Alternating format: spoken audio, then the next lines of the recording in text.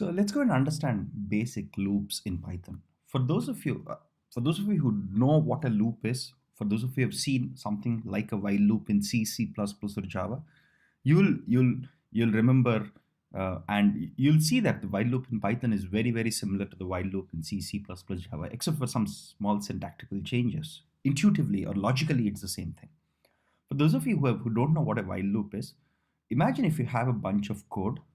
Let's assume these 4 lines of code that you want to run over and over again, which means you want to run them and again you want to go up here, again run them, again go up here and run. If you want to run something over and over again or iteratively as it's called, then we use loops. Very simple loop is the for loop. Sorry, is the while loop. We'll also see the for loop. So let's go and see some examples to understand why for loops are important.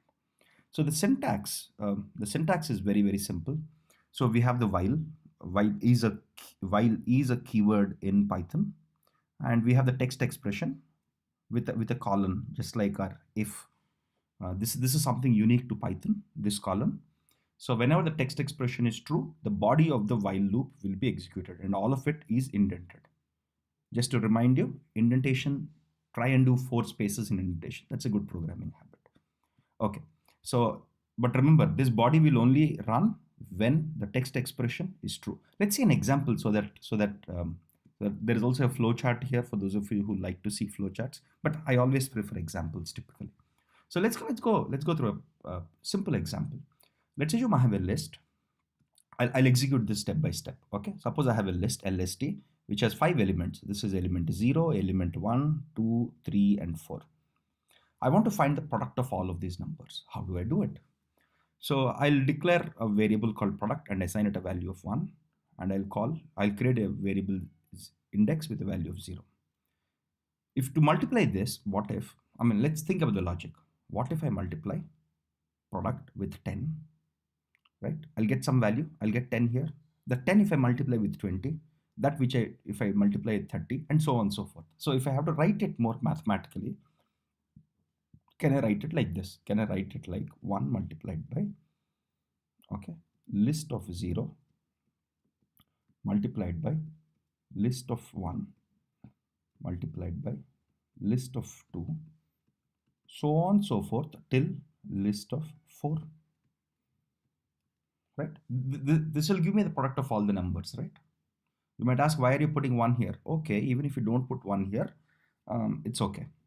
So, but intuitively, this is what you're doing. But what we'll do is we'll multiply it with 1, because multiplying it with 1 doesn't change the value.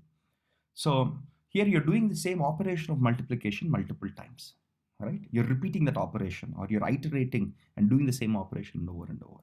So let's see how to write some simple code for that. Okay, so let's look at it. So first, your interpreter went here, it went here, it went here, then it comes here. Now, what is the value of index? Value of index is 0. What is the length of list? 5, because there are 5 elements here. Is 0 less than 5? Yes. So this is called the test condition, right? This is true. So as soon as it's true, it will go inside the while loop. So what's there inside the while loop? So since this is true, it will say product multiplied equal to list of index. What is index? Index is 0. What is list of 0? List of 0 is the 0th element in the list, which is 10. So product multiplied equal to 10, which means now what happens? Now your product becomes 10, because star equal to is nothing but product equals to product into 10, right? Now what happens? Now this line also will be executed. Index plus equals to 1, which means what will happen to index now? Index right now is 0. So index will become 1. Now as soon as index has become 1, now, so your interpreter actually went inside, it ran this. Now this is over. Immediately it will go back and evaluate, it will go back to the first line. Okay, this is what iteration is. Okay, now what happens? What is the value of index? 1. Is 1 less than 5? Because that's a condition we have to check, right? This is your test condition, right? Yes, it is less. So it will go inside. Now product multiplied equal to list index. What is the value of index now? Index is 1. So list of index is 20. So now product has a value of 10. So 10 star equal to 20. What will that be? Which will make product equals to 10 into 20, which is 200. Now index will now increase by 1. It's called incrementing. Okay, this is called incrementing or increasing it by 1. So now index will become 2. It will keep, now again your loop will go back to the first line. It will keep doing it till, so let's assume my index becomes 5 because I'm increasing my index with every iteration, right? Imagine index becomes 5 at one point, right? Then what happens? This condition fails. When will that fail? When your product has multiplied with all the numbers till 4, till 50. That's what I meant. Till list 4, right? Then what happens is, because this test condition has failed, right? It will not go inside. It will not go inside anymore. It will directly come and try to execute this next line. This next line is empty. So it will come here and execute this. So it will print the value of the product. Okay, so let's just execute it and see what happens. So this is how loops work in most programming languages. Okay, I'm just trying to get this to, okay, so now I have it. Okay, your product is this. Suppose if I just change it just to show you that I didn't cook it up. Okay, the numbers are changing.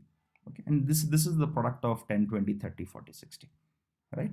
So this is how a while loop looks like, and this is what while loop does internally in most programming languages, and but this is how it does it in Python for sure, as we saw. Now, unlike other languages, there is an interesting part here. Now, what happens if I have a while loop? Just like if else, I can also put an else for while. What happens is whenever this condition fails, this else part will run. This else block will run whenever this condition fails, right? So for example, in this condition, in this, what I'm doing here is I'm just printing the numbers in my list called numbers. Okay, so let's try to execute it first. Okay, let's see if it runs properly. Okay, so if I just say, I'm just changing it slightly. So what it's doing, it's basically saying, okay, if you look at the code, of course, with time, you'll get used to looking at loops and understanding it immediately. So index basically tells me which index I should be at, right? Now, my index less than length, my length is 5 again, just like the previous case, right? Index is 0, print the number. So it will print 1, 2, 3, 4, 5. At some point, index will become 5 because you're incrementing index here, right? Index will become 5. Now, when it becomes 5, what happens is there will be no more items left, right? Because this condition has failed. 5 is not less than equal to 5 at some point. Okay, after it has print all the numbers, right? Then what it does is interesting. Then it goes and runs whatever is there in the else block before going out of it. Okay, there is one catch that often happens. A lot of times people forget to do this part. One of the biggest reasons. If you forget it, what happens? If you forget it, this is a very interesting thing. Suppose if I forget to print this, if I forget this line, then I'll remove it and show it to you, by the way, programmatically. Then your index is never getting increased, is never getting incremented, right? Which means this loop will keep running, this loop will keep running, this loop will keep running. Such a loop is called an infinite loop. So if you have a program with infinite loop, it will be impossible for you to get out of it. So it will never stop executing. So let's see an example. Let's run this by removing this line. I'm removing this line here. Okay, just to show you, saved it. When I run it, it's continuously running. See this star symbol here. It's running, it's printing. So this star symbol here shows that the program is still running. Okay, of course, we need to kill it, of course, now. So what I'll just do is I'll interrupt. Okay, which means I'm going to say stop this. Okay, see how many values it has printed. It has printed like, because it's continuously doing that. It's printed all these values. So always remember, never ever forget to increment whatever is being iterated on. So index is called the iteration variable because you're iterating on that. You're using it to check, and if you don't increment it, you're in big trouble. If you forget this line, this will keep running infinite times till the time you block it or you stop it explicitly. Okay. Okay. Having said that, let's go and see a more real worldish example. So imagine if I want to write a simple program to check whether a given number is prime or not. Okay. So let's see how to do it. It's very, very simple and straightforward. Okay. First, let's run this code so that we know what's happening. Okay. Let me just quickly run this. Let's enter a number. Let's assume I enter 19. Okay, it says 19 is a prime number here, right? Let me just highlight that. Okay, it says 19 is a prime number, which is good. So what if I enter a different value? Okay, let me rerun it again. If I enter, let's say 16. Now it tells me that 16 is not a prime number, and it's telling me all the values that 16 is divisible by. 16 is divisible by 2, 4, 8. Just as a quick recap, for those of you who forgot what a prime number is a number which is divisible by itself and 1 and no other number, right? So how do we check it? We basically divide a given number by every number between 2 to n minus 1, given the number is n, right? So let's see. So here I'm just saying, okay, this is your standard input output, right? I just say enter a number, and whatever number is entered here, I'm converting it into integer, because real values being prime is ridiculous. It's only integers which can be prime or not, right? So my number is the number that I've input. My num variable has the number that I've physically input, as you saw a while ago. I'm creating a Boolean variable called is divisible. This value will turn to true whenever, suppose my number is 19. What I'll do here is I'll check whether 2 can divide it, whether 3 can divide it, whether 4 can divide it, 5 can divide it, so on and so forth, till 18 can divide it. If any of these numbers can divide it, of course, 19 will always be divisible by 1 and itself. If any other number can divide 19, so 19 is inside my num, right? Okay, so if any of these numbers can divide it, I'll change is divisible to true. Now at the end, I'll say if it is, okay, let's look at the code, right? So before we go and see the loop, let's see what it is. So at the end, I'm saying if is divisible, which means if is divisible is true, then say it's not a prime number. If is divisible is false, print that it's a prime number.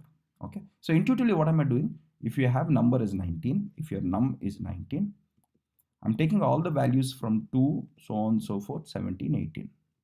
And if any of these numbers can divide it, can divide 19 and have a remainder which is 0, then 19 is divisible by all these numbers, right? So here what we have to do, we have to divide 19 by each of these numbers. As soon as you have to do something repeatedly, you have to think, okay, I have to use loops, right? So I've given a variable I as 2, which means my I is here now. My I has a value of 2. And while I is less than num, my num is 19, right? Which means my I, this loop will run. And here I'm saying I equals to I plus 1 at the end of this loop. This whole block is my loop, right? If you think about it. So by looking at these two, you can easily say that this loop will run from I equals to 2. Since I'm incrementing it, next time what happens? I becomes 3. Next time I becomes 4, so on and so forth till 18.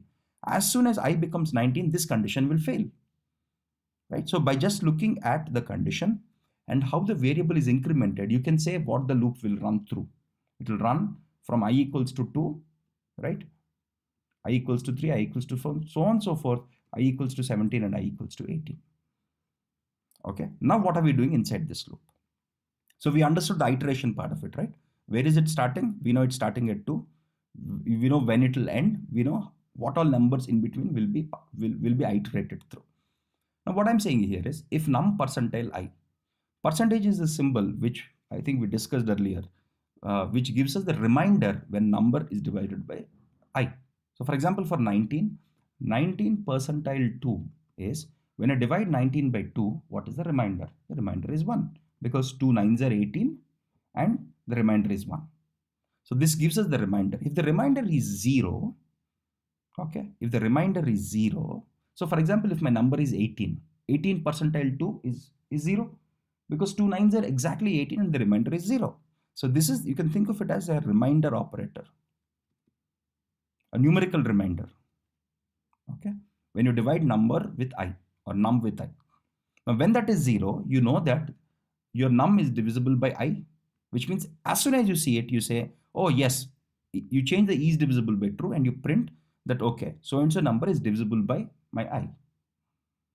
As soon as you have it true, even if one number other than 1 and the number itself, if any other number can divide it, you say it's not a prime. Exactly, that's what is happening. So it will keep running it. At the end of it, if my is divisible is true, right?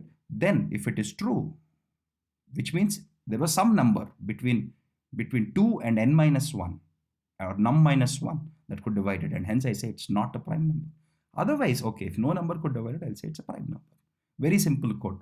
I strongly recommend you folks go through this in more detail and understand what's happening and try this. I mean, since all these IPython notebooks are at your disposal, I strongly recommend you play with it, right? So we'll see other types of loops and other constructs within loops in the next videos.